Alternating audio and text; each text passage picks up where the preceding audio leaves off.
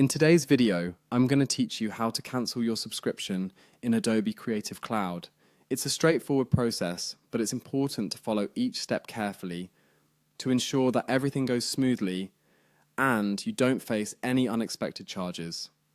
First off, you'll want to navigate to adobe.com. Once there, you'll need to log into your account. It's crucial that you use the email and password associated with your Adobe subscription. If you have multiple email addresses, double check to ensure you're using the correct one.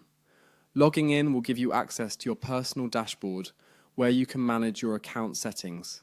Once you're logged in, look to the top right-hand corner of your screen where you'll see your profile icon.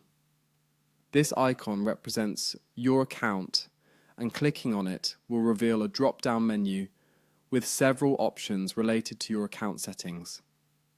These account settings are where you'll be able to make changes, such as updating your profile details, changing your password, or most importantly, managing your subscriptions. From the drop-down menu, you need to click on Manage Account. By doing so, you will be redirected to a new page dedicated to all things related to your Adobe account management. This page is the control center for your subscription and billing information. So it's a good idea to familiarize yourself with the various options available here. On the account management page, you'll see all the plans to which you've subscribed. This section clearly outlines each subscription you hold with Adobe. Take a moment to review all active subscriptions carefully, ensuring that you're looking at the right one you'll be cancelling. It's also a good chance to see if there are any other subscriptions you might not need anymore. From here, you can select the specific plan you want to cancel. Once you click on the plan, Adobe will walk you through a series of prompts to confirm your decision to cancel. This might include questions about why you are cancelling, offering you potential discounts, or other alternatives. Be sure to read these options carefully, but if your mind is made up, proceed directly to cancellation. After confirming your cancellation, make sure you receive a confirmation email from Adobe.